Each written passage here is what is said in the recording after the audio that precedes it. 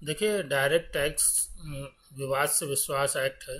इस पर मैं चर्चा करूंगा, लेकिन यह चर्चा जो है कानूनी सलाह के लिए नहीं है। यह हम लोगों का आपस में स्टडी ग्रुप है और एक दूसरे से चर्चा करते रहते हैं।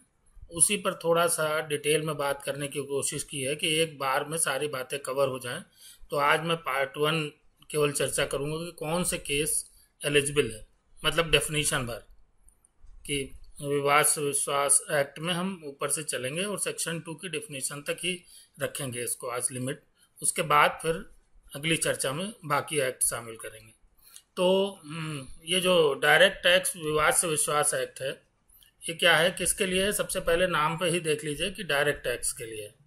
उसमें भी स्पेशली इनकम टैक्स एक्ट को ही कवर किया गया है।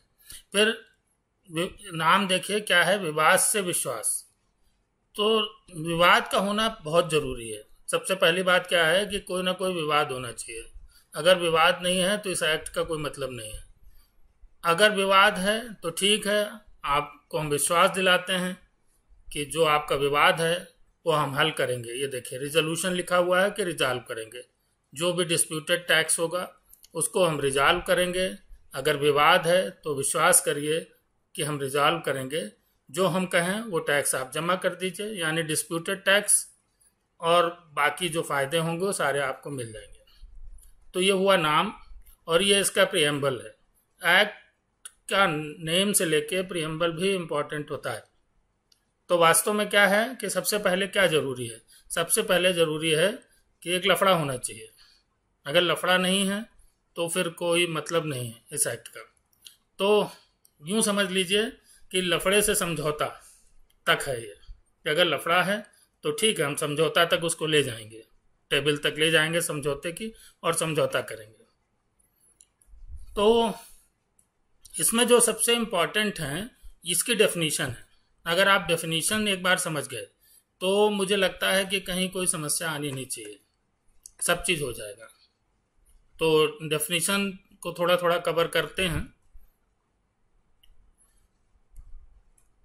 डेफिनीशन में सबसे पहले हम देखेंगे कि जो डेफिनीशन है वो इसमें सेक्शन 2 में दी गई हैं, उसके सब सेक्शन 1 में, कि अगर अदरवाइज रिक्वायर्ड ऐसा नहीं है तो डेफिनीशन क्या होंगी, ये डेफिनीशन दी गई है। तो सबसे पहले हम जो कवर करेंगे वो स्पेसिफाइड डेट। स्पेसिफाइड डेट क्या है? Specified that means 31 day of January 2020, यानी कि ये जो है सबसे इम्पोर्टेंट है, सबसे इम्पोर्टेंट है। स्पेसिफाइड डेट क्या है? 31 जनवरी। इसको कभी नहीं भूलना है। सारा कुछ दारोमदार इसी पे टिका हुआ है। जैसे दुनिया जो है, कहा जाता है कि शेषनाग के फन पर टिकी हुई है, तो वैसे ही समझ लीजिए पूरा एक्ट जो है इसी 31 जनवरी पर टिका हुआ है। जो 31 जनवरी का स्टेटस था वही मीनिंग रखेगा। उसके बाद में क्या हुआ उस अपील का, असेसी जीत गया, हार गया, क्या हुआ क्या नहीं हुआ, कोई मीनिंग नहीं हो सबका, कुछ भी कंसीडर नहीं होगा। जीत गया हो कुछ कंसीडर नहीं होगा। अगर डिस्प्यूट सेटल करना है तो 31 जनवरी को जो था लफड़ा, तो विवाद होना जरूरी है। कब? 31 जनवरी को। उसके बाद ही कुछ बात बढ़ेगी। तो इसीलिए 31 जनवरी जो है वो स्पेसिफाइड डेट रखी गई है, और ये स्पेसिफाइड डेट कही गई है, ये फिक्स है। अभी ऑर्डिनेंस आया, फिर बाद में सेंट्रल गवर्नमेंट का नोटिफिकेशन आया, डेट बढ़ाई गई, पहले 30 जून की गई, फिर 31 दिसंबर, लेकिन इसको नहीं टच किया गया। स्पेसिफाइड डेट वही रहेगी। इसलिए दिमाग में बैठा लें कि स्पेसिफाइड डेट 31 जनवरी है। उस डेट में क्या विवाद का स्टेटस था लीगल, बस वहीं सब कुछ होगा। Disputed tax, disputed fees, disputed income, जो कुछ भी है, डिस्प्यूटेड इंटरेस्ट, डिस्प्यूटेड पेनाल्टी, सब 31 जनवरी को जो थी वही काउंट होगी। तो ये हो गया आपका सबसे पहली डेफिनेशन कि क्या है। उसके बाद हम चलते हैं अगली डेफिनेशन पे कि कौन कौन अपेलेंट हो सकता है। कि मतलब अपील कौन कर सकता है। तो सबसे पहले अपेलेंट की ही डेफिनेशन दी हुई है। तो इसमें 5 तरह के केस कवर किए गए हैं। जो पहला केस है उसको ध्यान से देखें कि person in whose case, person कौन सा है, इनकम टैक्स एक्ट में डिफाइंड है, individual, AOP, BOI, company, firm, सब। तो ये जो है ये पर्सन उनके अपने केस में एन अपील और ए रिट पिटीशन और special leave petition has been filed either by him or by income tax authority or by both before an appellate forum. Such appeal or petition is pending as on specified date. कि सबसे important क्या है कि specified date की बात कर रहा है कि स्पेसिफाइड डेट को क्या था कि एक पर्सन जिसके खुद के केस में क्या क्या पेंडिंग हो, उनमें से कोई एक चीज अपील पेंडिंग हो कहीं भी। कहाँ पे बात कर रहा है, ये अपीलेट फोरम है। अपीलेट फोरम जो है इसके बाद डिफाइन किया गया है बी में। तो अपीलेट फोरम में 4 अपीलेट फोरम है। उसमें सीआईटी अपील है,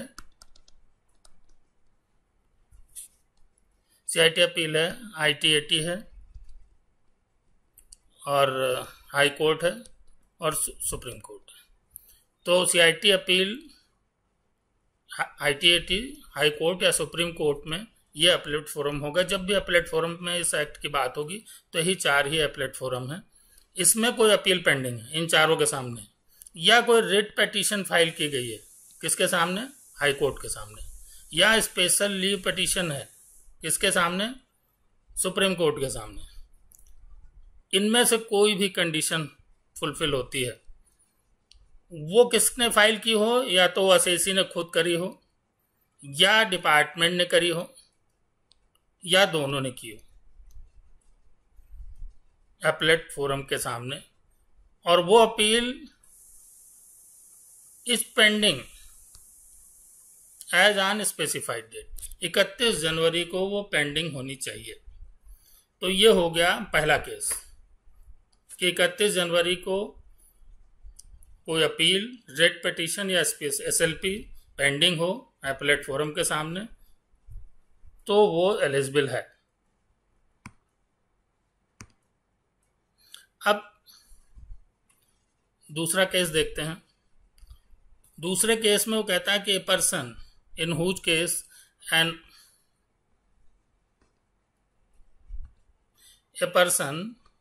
in whose case an order has been passed by assessing officer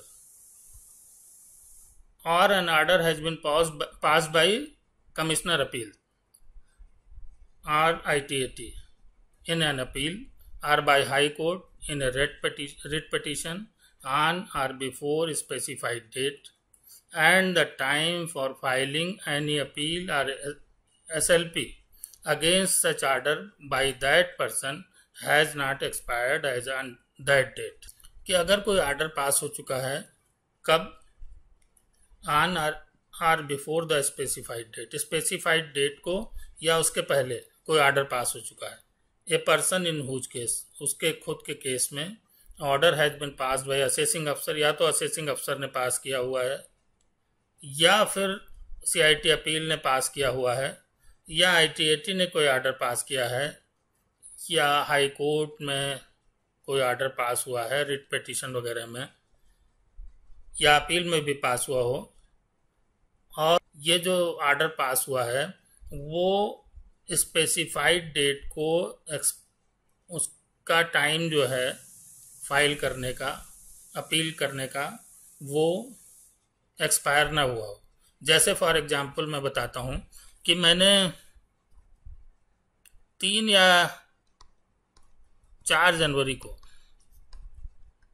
इसी साल 2020 में एक ऑर्डर पास किया था। उसमें 15 करोड़ की डिमांड थी। तो अगर इस आदमी ने स्पेसिफाइड डेट को, इसके पास टाइम था 31 जनवरी को कि 31 जनवरी को ये फाइल कर सकता था, तो स्पेसिफाइड डेट को असेसिंग अफसर, पहले केस से कवर हो रहा है कि असेसिंग अफसर ने ऑर्डर पास किया 31 जनवरी को या उससे पहले, on or before specified date order pass हुआ, वो भी फुलफिल हो रही कंडीशन, एओ ने पास किया, फुलफिल हो रही है, उसके पास टाइम है, चूंकि मैंने 4 जनवरी को किया था तो वो फाइल कर सकता था 31 जनवरी को, उसके पास टाइम था, लेकिन उसने नहीं फाइल किया। तो उसके बाद वो करे ना करे उससे मतलब नहीं है, लेकिन 31 जनवरी को स्पेसिफाइड डेट को 31/1/2020 को चूंकि उसके पास सीआईटी अपील के सामने जाने का समय था, इसलिए वो जा सकता है। ये हुआ दूसरा केस। जो सेकंड केस है, कौन जा सकता है, वो इस तरीके से। अब हम तीसरा केस कवर करते हैं। ये देखिए, ये तीसरा केस है। इस केस में कहता है कि person who has filed his objection, कि अगर किसी ने ऑब्जेक्शन फाइल किया कहाँ पे, before DRP dispute resolution panel under section 144C। 144C में ये ऐसा होता है कि जब टीपीओ ने कोई वेरिएशन करी है और वेरिएशन के बाद जो एओ होता है वो वेरिएशन के हिसाब से उसके अलावा अपने जो एडिशन है उन सबको शामिल करके एक ड्राफ्ट ऑर्डर देता है एसएसी को। वो ड्राफ्ट ऑर्डर 144C में दिया जाता है। उसमें एसएसी के सामने यह ऑप्शन रहता है कि वो 1 महीने के अंदर चाहे तो डीआरपी के सामने ऑब्जेक्शन कर सकता है। तो ऐसा कोई केस जिसमें डीआरपी के सामने 144C में ऑब्जेक्शन किया गया और डीआरपी ने has not issued any direction on or before the specified date, यानी कि क्या करना है, तो ये डीआरपी के सामने पेंडिंग है। तो ऐसे केस में भी कि 144C का ऐसा केस जिसमें ऑब्जेक्शन फाइल किया हो डीआरपी के सामने और डीआरपी ने कोई भी डायरेक्शन एओ को नहीं दिया है 31 जनवरी को या उससे पहले, तो ये लोग भी जा सकते हैं। यस, वो जा सकते हैं, विवाद से विश्वास स्कीम को ऑप्ट कर सकते हैं। अब डीआरपी का ही एक और केस है, चौथा, ये भी देख लेते हैं कि a person in whose case the DRP has issued direction, इसमें डायरेक्शन इशू हो गए 144C5 में डायरेक्शन इशू हो गए। अब उसमें जो भी फाइनल ऑर्डर एओ के लिए हुआ है, लेकिन एओ ने 144C13 में इसको पास करना था ऑर्डर, अभी तक ऑर्डर नहीं पास किया। कब, स्पेसिफाइड डेट के दिन या उससे पहले। तो भी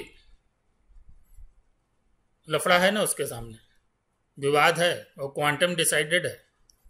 यहाँ पे एक चीज ध्यान रखिए, क्या इस केसेज वही कवर किए गए हैं जहां पे क्वांटम ऑफ टैक्स ये डिसाइडेड है। अगर ये फाइनल है तभी केसेज को कवर किया गया है, अदरवाइज नहीं कवर किया गया। तो दोबारा कवर करते हैं। देखिए, अब ये डीआरपी का ही केस है। इसमें क्या हुआ है कि a person in whose case dispute resolution panel has issued direction under sub section 5 of 144C। 144C5 में डीआरपी ने एओ को डायरेक्शन दे दिया है, लेकिन एओ ने अभी तक ऑर्डर पास नहीं किया है। सब सेक्शन 13 में 144C13 में उसको ऑर्डर पास करना होता है। उसने ऑर्डर कब नहीं पास किया, स्पेसिफाइड डेट को या उसके पहले। तो ऐसी स्थिति में वो जा सकता है विवाद से विश्वास स्कीम में। तो ये क्या सिचुएशन बनी कि 144C5 में डीआरपी ने एओ को डायरेक्शन दिया, लेकिन एओ ने 144C13 का ऑर्डर अभी तक नहीं पास किया है। इसलिए विवाद अभी बना हुआ है, लफड़ा बना हुआ है। उसको सेटल करने के लिए एसएसी विवाद से विश्वास स्कीम को ऑप्ट कर सकता है। तो ऐसे केसेज में भी ऑप्ट कर सकता है। अब हम अगला केस कवर करेंगे। ये 5वां केस है, ये आखिरी तरह का ऑप्शन है कि कौन लोग जा सकते हैं। तो इसमें ये कहता है कि a person who has filed an application for revision under section 264, अगर किसी ने 264 में रिवीजन के लिए अप्लाई किया हुआ है और such application is pending as on specified date, अगर ये एप्लीकेशन पेंडिंग है स्पेसिफाइड डेट को, तो वो जा सकता है विवाद से विश्वास स्कीम में। कौन जा सकता है? A person who has filed application, जिसने एप्लीकेशन फाइल की हो 264 में और वो application such application is pending, कब? ऑन स्पेसिफाइड डेट, कि 31 जनवरी को भी पेंडिंग रह गई, 31/1 को 264 अगर पेंडिंग है किसी का, तो फिर वो जा सकता है। तो ये 5वें तरह का केस हुआ। तो केवल यही लोग जा सकते हैं। जो एक एलिजिबिलिटी का बात आती है ना कि ये जा सकता है कि नहीं जा सकता है, तो ये 5 तरह के केस हैं। जो ये है कि ये केवल अभी तक ये कवर हुआ है कि विवाद इस तरह का होगा तो जा सकते हैं, मतलब विवाद कहाँ कहाँ पेंडिंग है, विवाद कहाँ पे पेंडिंग है, अभी केवल इतना कवर हुआ, अभी केस के टाइप नहीं कवर हुए हैं। तो विवाद कहाँ पेंडिंग है, ये 5 तरह के विवाद अगर पेंडिंग हैं तो असेसी या वो पर्सन कह लीजिए वो जा सकता है विवाद से विश्वास स्कीम में। अब अगली डेफिनेशन देखते हैं कि अगली डेफिनेशन क्या है। तो इसके बाद जो मोस्ट इम्पॉर्टेंट आपका स्पेसिफाइड डेट हो गया और अपेलेंट हो गया। तो इसके बाद जो मोस्ट इम्पॉर्टेंट है वो है डिस्प्यूटेड टैक्स। कि डिस्प्यूटेड टैक्स जो है ना, इसकी डेफिनेशन सबसे इम्पॉर्टेंट है। Disputed tax in relation to an assessment year or financial year as the case में बी, मीन्स ये जो है डेफिनेशन ये एग्जॉस्टिव है। देखिए, disputed tax in relation to an assessment year or financial year as the case में be, यहाँ से देखिए मीन्स का मतलब है कि एग्जॉस्टिव है, इसके अलावा कुछ भी दिमाग में नहीं लाना है। मीन्स मतलब बस इतना ही समझिए, इसके बियॉन्ड कुछ मत समझिए कि जो बोला जा रहा है। The income tax including surcharge and cess hereinafter this clause refer to as amount of tax payable by the appellant. इसके बाद जब इसकी बात होगी तो हरदम यही कहा जाएगा कि amount payable by appellant under the provisions of income tax act 1961 as computed herein under.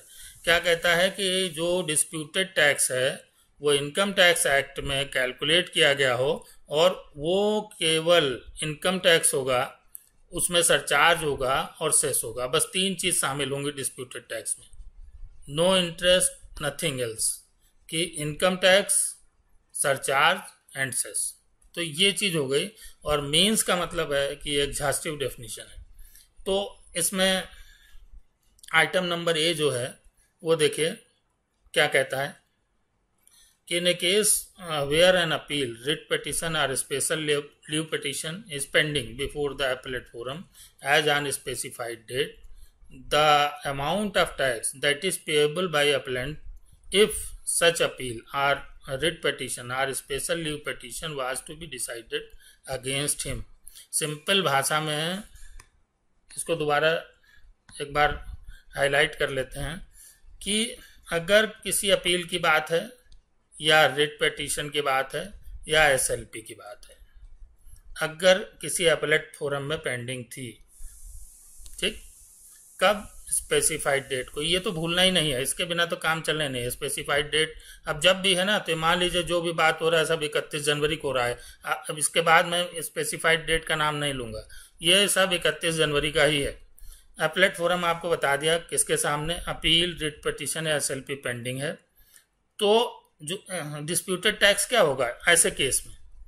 ऐसे केस में डिस्प्यूटेड टैक्स वो होगा कि वो अपील या रिट या एसएलपी उस आदमी के अगेंस्ट डिसाइड हो जाए।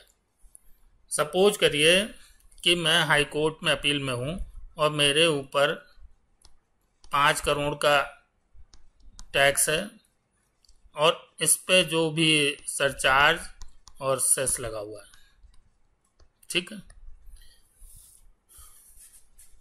वो बात। लेकिन 31/1 को अगर ये पेंडिंग थी, बाद में हम जीत गए या हार गए उससे कोई मतलब नहीं। अगर 31 जनवरी को ये पेंडिंग थी तो 31 जनवरी को आप यूं समझिए कि जैसे 5 करोड़ का मेरे ऊपर इनकम टैक्स, सेस और सरचार्ज था, तो इनकम टैक्स, सेस और सरचार्ज था, तो 31 जनवरी को मेरी अपील हाई कोर्ट में पेंडिंग थी मान लीजिए। अगर मैं विवाद से विश्वास स्कीम में जाना चाहता हूं तो मेरे लिए डिस्प्यूटेड टैक्स यही होगा 5 करोड़। ये माना जाएगा कि हम हार गए।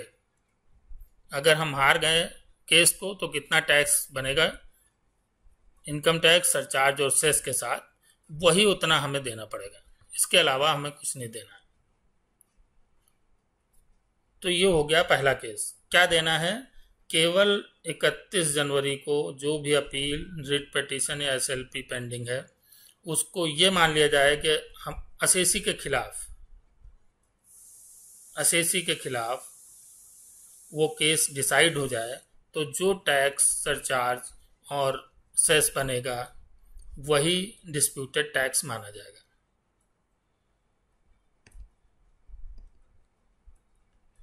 अब इसमें दूसरा केस कवर करते हैं। दूसरे केस में क्या है, ये कहता है कि in a case where an order in an appeal or in a writ petition has been pass by appellate forum, कि ऑर्डर तो पास हो गया है, कब? On or before specified, and the time for filing appeal or SLP before against such order, कि order pass हो गया specified date को या उससे पहले, लेकिन उसके आगे अपील फाइल करने का, एसएलपी फाइल करने का टाइम अभी एक्सपायर नहीं हुआ है, खत्म नहीं हुआ है, तो the amount of tax payable by appellant after giving effect to the order so pass, तो जो हम अपील इफेक्ट देने के बाद जो बचेगा वो डिस्प्यूटेड टैक्स होगा। इस केस में कि कोई भी अपील या रिट पिटीशन में ऑर्डर पास हो गया, सबसे इम्पोर्टेंट चीज़ है कि रिट पिटीशन या अपील में ऑर्डर पास हो गया 31 जनवरी को या उससे पहले, तो ऐसे केस में ये देखा जाएगा कि जब अपील इफेक्ट दिया गया उसके बाद क्या टैक्स पेएबल था। टैक्स में ऑलरेडी बोला गया कि जो होगा सरचार्ज और सेस शामिल रहेगा, तो ये जो पेएबल बचेगा अपील इफेक्ट देने के बाद वो डिस्प्यूटेड टैक्स होगा। आइटम नंबर बी के लिए। अब हम अगला देखते हैं, आइटम नंबर सी। ये क्या कहता है कि in a case where the order has been pass by assessing अफसर, कि असेसिंग अफसर ने ऑर्डर पास किया, कब? On or specified, on or before specified, and the time for filing appeal against such order has not expired as on date, the amount of tax payable by appellant in accordance with such order, कि अगर ये कह रहा है कि order पास कर दिया किसने? एओ ने, कब? स्पेसिफाइड डेट को या उससे पहले, उसके जो टाइम है, time of filing appeal has not expired, तो ऐसे केस में द अमाउंट ऑफ टैक्स जो पेएबल होगा इस ऑर्डर के बेस पे वही डिस्प्यूटेड टैक्स होगा। उसमें जो बार बार बताया जा रहा है कि आईटी, सरचार्ज और सेस, ये 3 चीज़ें केवल शामिल होंगी, तो वो डिस्प्यूटेड टैक्स होगा। बहुत सिंपल है, क्योंकि इसमें तो अभी अपील भी नहीं हुई है, अपील होनी है। अब चौथा आइटम कवर करते हैं,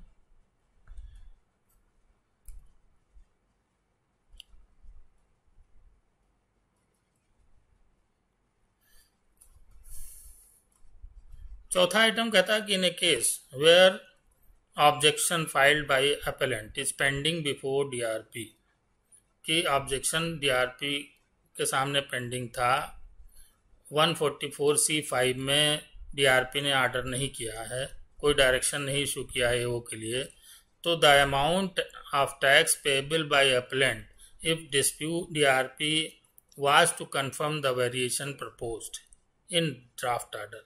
तो ऐसी स्थिति में देखिए, इसको दोबारा देख लीजिए कि क्या क्या है कीवर्ड, कि डीआरपी का केस है, डीआरपी में ऑब्जेक्शन पेंडिंग है। क्या पेंडिंग है? ऑब्जेक्शन पेंडिंग है। डीआरपी के सामने 144C5 में उन्होंने ऑर्डर नहीं किया, कोई डायरेक्शन नहीं किया है स्पेसिफाइड डेट को। तो अगर वो ऑब्जेक्शन पेंडिंग है, उस डेट में ऑर्डर नहीं हुआ है 144C5 में, तो क्या होगा? तो ऐसी स्थिति में डिस्प्यूटेड टैक्स क्या होगा कि वो ऑर्डर जो ड्राफ्ट ऑर्डर है ना, वो कंफर्म हो जाए। अगर ड्राफ्ट ऑर्डर कंफर्म हो जाता है, डीआरपी कंफर्म कर देता है, तो जो टैक्स बनेगा वही डिस्प्यूटेड टैक्स होगा। बहुत सिंपल है। अगला पॉइंट कवर करते हैं। अगला आइटम है कि in a case where DRP has issued any direction under subsection 5, 144C5 में डीआरपी ने डायरेक्शन दे दिया है को, असेसिंग अफसर has not pass the order under subsection 13। 144C13 में असेसिंग अफसर ने ऑर्डर नहीं पास किया। कब? On or before the specified date. Specified date तक ऑर्डर नहीं पास हुआ, तो क्या होगा?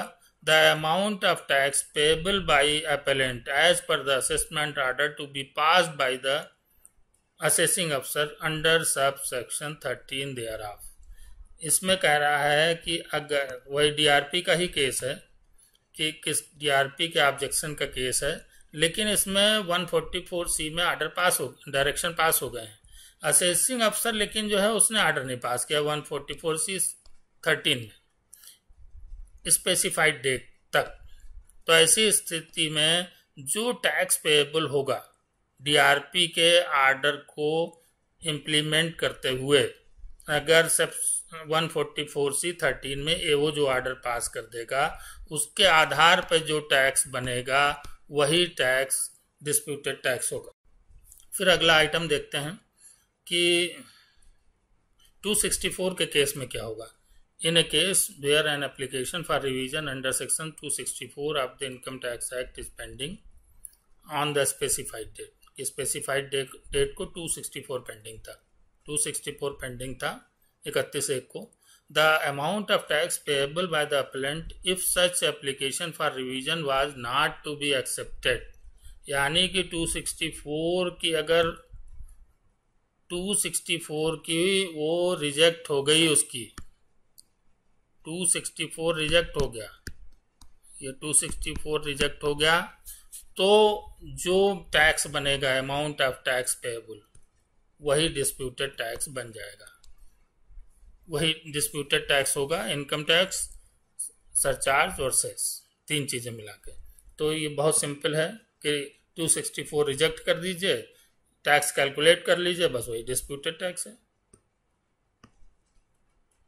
अब आगे बढ़ते हैं। डिस्प्यूटेड टैक्स में दो प्रोविजो दिए गए हैं। डिस्प्यूटेड टैक्स में दो प्रोविजो दिए गए हैं। तो फर्स्ट प्रोविजो जो है वो क्या कहता है, provided that in case where commissioner appeal has issued notice of enhancement under section 251 of the Income Tax Act on or before the specified date, the disputed tax shall be increased by the amount of tax pertaining to the issues for which notice of enhancement has been issued. अब ये क्या कह रहा है कि अगर, लेकिन ये ध्यान रखना है कि अगर सीआईटी अपील के सामने पेंडिंग मामला स्पेसिफाइड डेट को, और उन्होंने स्पेसिफाइड डेट को या उसके पहले 251 में क्या कर रखा है, एनहांसमेंट का नोटिस दे दिया। सबसे इम्पॉर्टेंट चीज़ है कि एनहांसमेंट का नोटिस दे दिया, तो ऐसी स्थिति में क्या होगा कि डिस्प्यूटेड टैक्स कैसे जो होगा, वो तो जो डिस्प्यूट है डिस्प्यूटेड टैक्स उसके हिसाब से तो निकाला ही जाएगा, प्लस इसको क्या करेंगे, इंक्रीज कर देंगे, इंक्रीज्ड बाई, कि हम बढ़ा देंगे, इंक्रीज्ड बाई जो एनहांसमेंट है, उस एनहांसमेंट पे जो टैक्स बनेगा उस टैक्स को से इंक्रीज हो जाएगा डिस्प्यूटेड टैक्स। तो यानी कि अगर एनहांसमेंट की नोटिस सीआईटी अपील ने 31 जनवरी तक दे दी है, तो ऐसी स्थिति में हम जो डिस्प्यूटेड टैक्स कैलकुलेट कर रहे थे कि अगर एनहांसमेंट नहीं होता तो जितना डिस्प्यूटेड टैक्स होता उसमें एनहांसमेंट का जो डिस्प्यूटेड टैक्स है वो भी जुड़ जाएगा, ये दोनों जुड़कर जो टोटल आएगा वो डिस्प्यूटेड टैक्स होगा। तो ये फर्स्ट प्रोविजो कहता है कि ऐसा होगा। अब हम एक और प्रोविजो है इसमें, उसको भी देख लेते हैं कि क्या कहता है। वो कहता है कि provided further that in a case where dispute in relation to an assessment year relates to reduction of tax credit under section 115JA or section 115D of Income Tax Act or any loss or depreciation computed thereunder, the appellant shall have an option either to include the amount of tax related to such tax credit or loss or depreciation in the amount of disputed tax, or to carry forward the reduced tax credit, loss or depreciation in such manner as may be prescribed। ये कहता है कि जो rule बनाए गए हैं उसमें जैसा प्रेस्क्राइब किया गया है, जो डायरेक्ट टैक्स विवाद से विश्वास रूल्स हैं उसमें जैसा प्रेस्क्राइब किया गया है उसके हिसाब से कि अगर टैक्स क्रेडिट का मामला है, लॉस का है या डेप्रिसिएशन का है, तो उसके सामने दो ऑप्शन उपलब्ध हैं कि या तो either to include the amount of tax related to such tax credit, loss or depreciation in the amount of disputed tax में वो शामिल कर ले, या उसको कैरी फॉरवर्ड करे रिड्यूस्ड टैक्स क्रेडिट, लॉस और डेप्रिसिएशन। तो एक नेक्स्ट प्रोविजो ये है।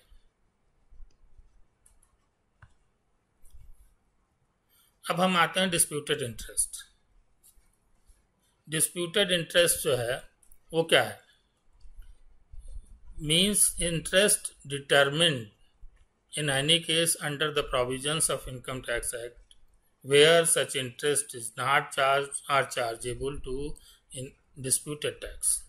पहली बात है कि वो जो इंटरेस्ट चार्ज हुआ है वो डिस्प्यूटेड टैक्स पे ना लगा हो, या तो ना चार्जेबल होना चाहिए उस पर, ना उस पर चार्ज हुआ हो, ये पहली बात है। दूसरी बात है कि an appeal has been filed by the appellant in respect of such interest. अब ये क्या कह रहा है, इसका मीनिंग क्या है, कई लोग कंफ्यूज हो जाते हैं। देखिए, अगर सपोज करिए कि हम अपील में हैं, सपोज करिए हम सीआईटी अपील में अपने, मैं क्या या कोई एसएसी अपील में है, सपोज करिए, हमसे तो ये हो जाएगा डिपार्टमेंट अपील में है, तो एसएसी अपील में है सीआईटी अपील के सामने, और सपोज करिए डिस्प्यूटेड टैक्स 1 CR है और उस पर 234A-B-C का इंटरेस्ट भी चार्ज हुआ है इस डिस्प्यूटेड टैक्स पे, तो ये समझ लीजिए 10 लाख है। तो ऐसे केस में उसे केवल 1 CR ही डिस्प्यूटेड टैक्स माना जाएगा, ये तो इसका वेव हो जाएगा, ये तो देना ही नहीं है। अभी जब सेक्शन 3 में आएंगे तब ये देखेंगे कि डिस्प्यूटेड टैक्स ही केवल देना है उसको, डिस्प्यूटेड टैक्स, सरचार्ज और सेस, उसका इंटरेस्ट और पेनाल्टी तो माफ हो जाएगा। तो 234A-B-C या 220 ये सब उसका माफ हो जाएगा, ये सब तो माफ हो जाएंगे। तो जब ये माफ हो जाएंगे तो वही वो पहली लाइन में कह रहा है कि ये जो सच इंटरेस्ट है ना, जिस इंटरेस्ट की बात कर, ये नॉट चार्ज, ना तो चार्ज किया गया हो ना चार्जेबल हो डिस्प्यूटेड टैक्स पे। अगर डिस्प्यूटेड टैक्स पे चार्ज किया गया है, चार्जेबल है, तब तो क्वांटम में ही चला जाएगा, उसी से उसका कवर हो रहा है। लेकिन अगर ये केस नहीं है कि डिस्प्यूटेड टैक्स पे ना तो चार्ज किया गया ना चार्जेबल है, और कोई इंटरेस्ट है, अलग से कोई इंटरेस्ट है, या क्वांटम का जो केस है वो फाइनल हो चुका है, क्वांटम का केस फाइनल हो चुका है, अब उस कोई अपील क्वांटम की पेंडिंग नहीं, लेकिन बाई चांस किसी इंटरेस्ट की पेंडिंग है, तो कह रहा है an appeal has been filed by the appellant in respect of such interest, कि अगर इसके अलावा कोई इंटरेस्ट की अपील पेंडिंग है तो ऐसे केस में वो जा सकता है, वो ऑप्ट कर सकता है। तो ये कहना चाहता है कि डिस्प्यूटेड टैक्स से रिलेटेड इंटरेस्ट ना हो, जो चार्ज किया हुआ है चार्जेबल हो, लेकिन कोई ऐसे किसी इंटरेस्ट पे वो अपील में गया हुआ है, अपील पेंडिंग है स्पेसिफाइड डेट को, या स्पेसिफाइड डेट को उसको अपील करने का अधिकार था, तो ऐसी स्थिति में वो विवाद से विश्वास स्कीम में जा सकता है और वही डिस्प्यूटेड इंटरेस्ट कहलाएगा। इसका 25% देना है, अब इस आगे आएगा वो सारी चीजें। अब हम अगला देखते हैं डिस्प्यूटेड पेनाल्टी। ये भी सेम है कि डिस्प्यूटेड पेनाल्टी का क्या मतलब है, कि सच पेनाल्टी इज नॉट लेवीड, ना तो लेवी की गई हो ना लेविएबल हो। किस लिए? इन रिस्पेक्ट ऑफ डिस्प्यूटेड इनकम, कि डिस्प्यूटेड इनकम या डिस्प्यूटेड टैक्स पर ना लेवी की गई हो और ना लेविएबल हो। तो दो पेनाल्टी ऐसी होती हैं जो इस तरह की होती हैं। और आगे कह रहा है कि an appeal has been filed by appellant in such in respect of such penalty. तो अब इसमें देखिए वो कह रहा है such penalty is not levied, कि ना तो लेवी की गई हो ना लेविएबल हो, इन रिस्पेक्ट ऑफ डिस्प्यूटेड इनकम या डिस्प्यूटेड टैक्स। तो दो पेनाल्टी होती हैं इस तरह की जो इसमें कवर होती हैं, 271(1)(c) और 270(a). ये कंसीलमेंट के लिए है और ये अंडर रिपोर्टिंग और मिस रिपोर्टिंग के लिए। तो ये दो तरह की पेनाल्टी नहीं होनी चाहिए। क्यों? क्योंकि अगर ऐसा है तो वो क्वांटम पे ही जा सकता है, कि उसका जो डिस्प्यूट है, अगर ओरिजिनल डिस्प्यूट पेंडिंग है तो उसको वो सेटल करते, ये अपने आप सेटल हो जाएगी, इसलिए जरूरत नहीं है। लेकिन वो बाई चांस सेटल हो चुका है तब तो एक अलग बात है, तब वो डिस्प्यूटेड टैक्स ही नहीं बचा ना, तब ये यहाँ से डिस्कनेक्ट हो जाएगा। अगर आप देखें कंफ्यूजन कहीं नहीं है कि अगर डिस्प्यूट सेटल हो चुका तो ये डिस्प्यूटेड टैक्स नहीं बचा, तो ये जो पेनाल्टी है अगर 271(1)(c) की भी है बाई चांस तो भी जा सकता है, क्योंकि डिस्प्यूटेड टैक्स आज की 31 जनवरी को नहीं था, वो तो मामला सेटल हो चुका था। अब जो उसके पास बचा वो खाली पेनाल्टी बची, तो उसे जाना पड़ेगा, मजबूरी हो, गया भी हुआ है, पेंडिंग है तो फिर इसका फायदा ले सकता है, या और कोई पेनाल्टी हो। बाकी जितनी भी तरह की पेनाल्टी है वो सारी कवर्ड है। तो इस तरह ये डिस्प्यूटेड पेनाल्टी का मैटर है।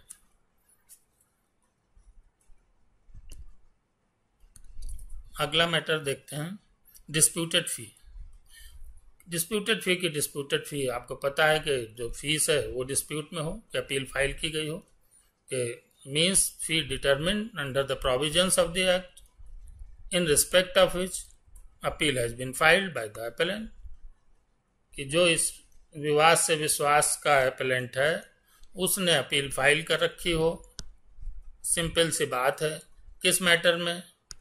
फी जो डिटरमिन्ड हुई है, जैसे 234 जी एग्जाम्पल के लिए, तो ये फीस होती है जो डिटरमिन्ड हुई है, वही डिस्प्यूटेड फीस है।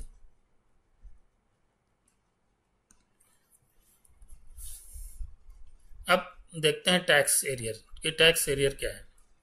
टैक्स एरियर जो है the aggregate amount of disputed tax, interest chargeable, charged on such disputed tax and penalty levied on such disputed tax।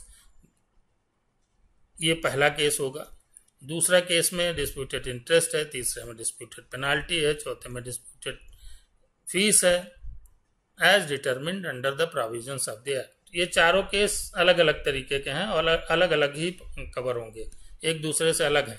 और लगा हुआ है कि देखिए और या तो ये या ये या ये होगा, तो ये चारों में से कुछ भी हो सकता है। तो पहला केस जो है, उस केस में क्या है कि अमाउंट ऑफ डिस्प्यूटेड टैक्स जो है, डिस्प्यूटेड टैक्स जो है यानी इनकम टैक्स, सरचार्ज और सेस, उस पे इंटरेस्ट या तो चार्जेबल हो या चार्ज हो चुका हो, दोनों कवर्ड है उस डिस्प्यूटेड टैक्स हो। फिर पेनाल्टी लेवी हो चुकी हो या लेवेबल हो, दोनों कवर्ड है on such disputed tax.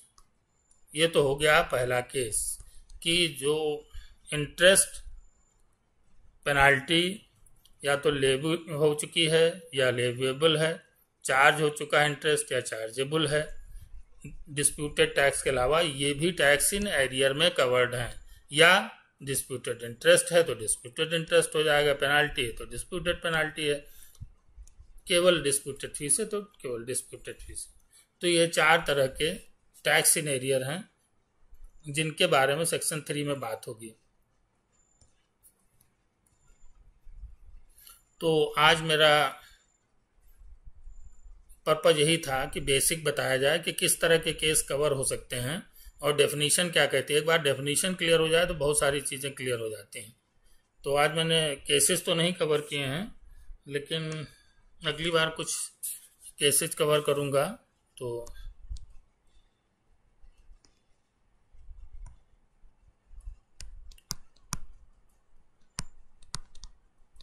Thanks a lot for watching.